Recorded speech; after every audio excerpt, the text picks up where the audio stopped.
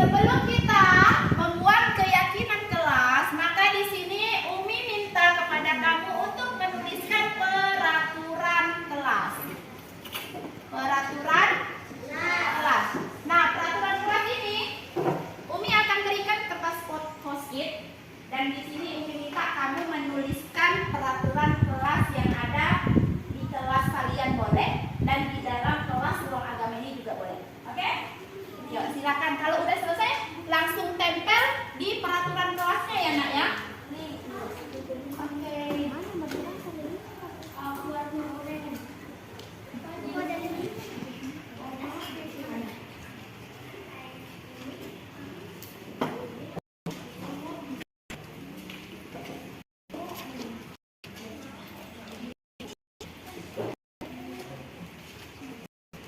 Tulis peraturan kelasnya ya, Nak ya.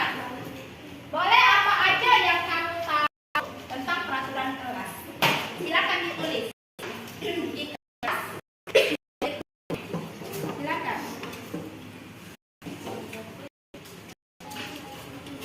Silakan.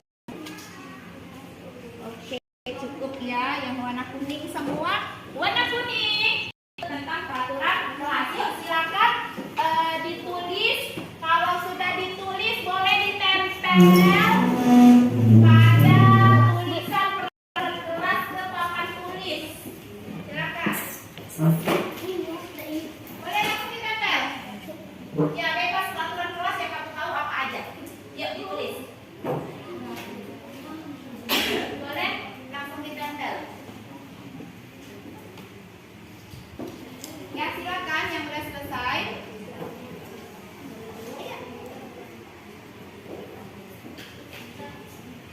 Kalau udah selesai, langsung ditempel ke papan tulis. Ya, silakan. Tempel. X di peraturan kelas. Tempel. Ya, bebas letaknya. Tempel dimanapun. Ya, Pak. Tempelnya.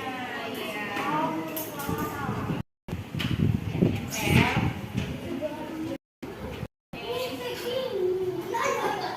Nah, ke bawah, jangan ke samping, ke bawahnya. Oke, bergantian. Bergantian, Kak. Kak, kenapa tasnya di bawah? Letakkan dulu tasnya. Tadi tidak.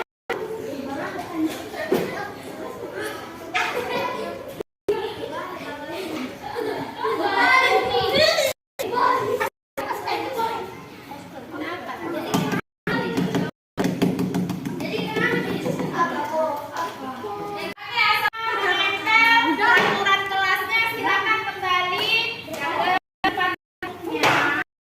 Silakan kembali ke tempat duduknya.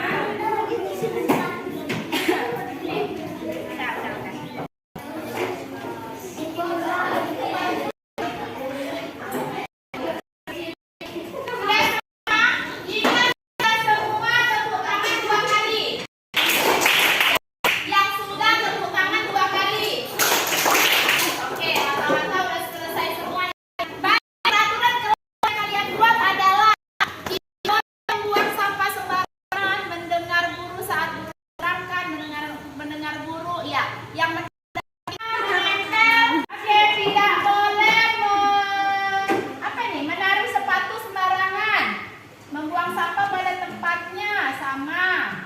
Ini membuang sampah sembarangan sama. Kemudian membuang sampah pada tempatnya sama. Tidak boleh mencoret-coret dinding, letakkan sepatu. Mana tadi letakkan sepatu? Oke, tidak boleh. Ya, ini udah kita kelompokkan ya. Sekarang peraturan kelas itu kan kebanyakan membuat dengan kata tidak dan kata jangan. Kita rubah menjadi kalimat positif ya. Menjadi kalimat positif. Dilarang mencontek. Jujur dalam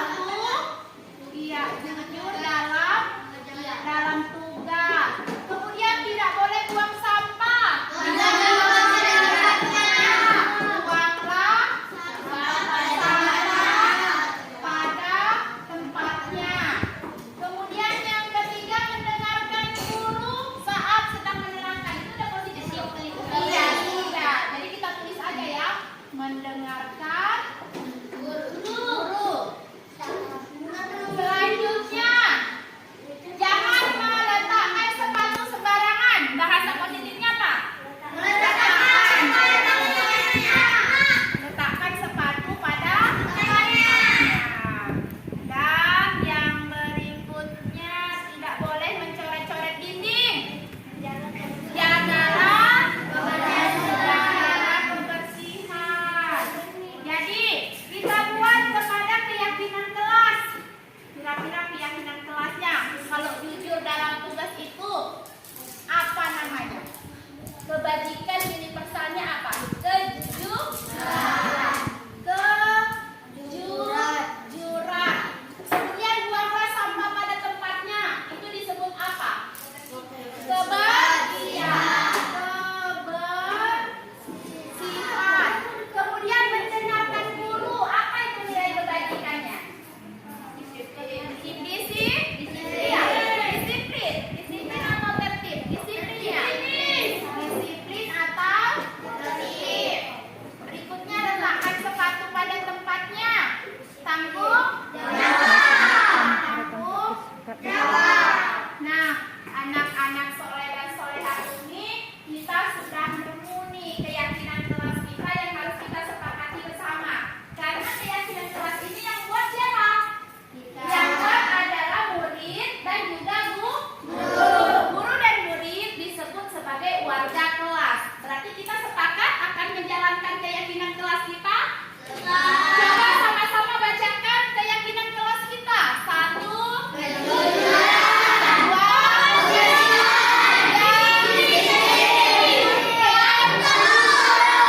Berarti keyakinan kelas akan kita jalankan bersama. Tangan buat kita semua.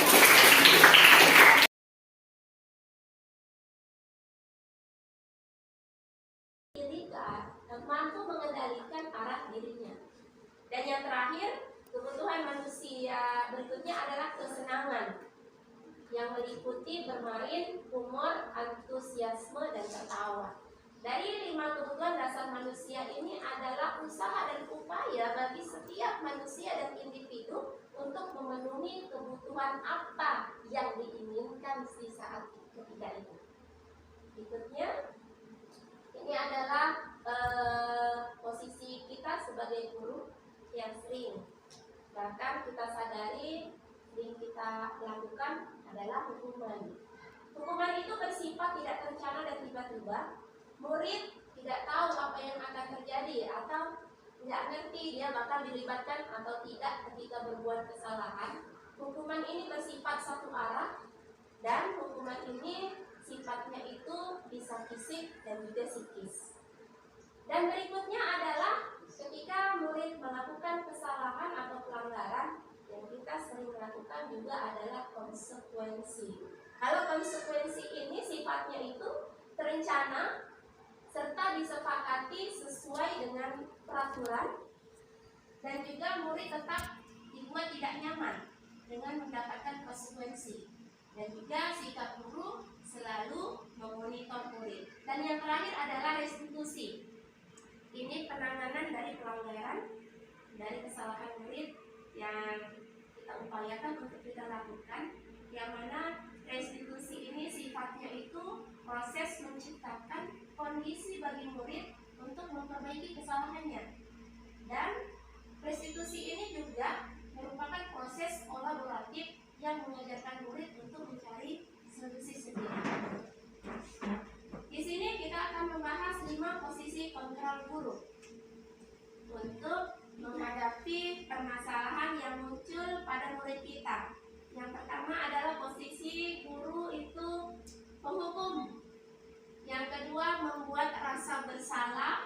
Yang ketiga, sebagai teman. Yang keempat, sebagai pemantau. Dan yang terakhir, sebagai manajer. Di sini saya sediakan kasus dalam penerapan 5 posisi kontrol kita selaku seorang guru. Kasus di sini adalah siswa tidak memakai atribut lengkap saat upacara bendera. Bagaimana posisi kontrol kita sebagai penghukum? Otomatis ketika ada siswa yang tidak memakai atribut lengkap maka kita langsung memberikan hukuman kepada murid kita adalah hormat pada bendera selama 1 jam. Ini adalah posisi kontrol guru sebagai penghukum. Berikutnya, posisi kontrol guru sebagai pembuat merasa bersalah. Kita pasti akan menegur murid kita yang tidak menggunakan atribut lengkap 1 upacara dengan menyatakan. Bahasa pernyataannya, berapa kali ibu atau bapak harus memberitahu kamu, nak? Kamu selalu saja mengecewakan ibu atau bapak. Di sini otomatis murid akan merasa bersalah. Posisi kontrol guru berikutnya adalah sebagai teman. Sebagai teman dengan bahasa yang ramah, dengan enak didengar murid, bahasa gurunya, ayo dong ikuti aturan sekolah, tolong bantu bapak atau ibu ya. Sekali ini aja, ya udahlah nggak apa-apa lah. Kalau hari ini nggak pakai atribut, tapi besok jangan lagi ya buat seperti ini. Ya otomatis murid kita akan amannya itu ibu itu kayak kawan anaknya dan segala macam. Sehingga ini dirasa kurang tepat. Dan berikutnya posisi kontrol sebagai pemantau. Di sini sebagai pemantau ketika murid kita melakukan pelanggaran atau kesalahan, bahasa pernyataannya dapat dilihat bersama. Kamu sudah melanggar peraturan sekolah. Kamu tahu kan konsekuensinya? Setelah upacara, kamu beri atributnya ke koperasi dan jangan diulangi lagi. Dan yang terakhir, posisi kontrol sebagai manajer. Dan di sini diterapkanlah kolaborasi antara guru dan murid untuk memecahkan permasalahan yang dilakukan saat murid melakukan pelanggaran dengan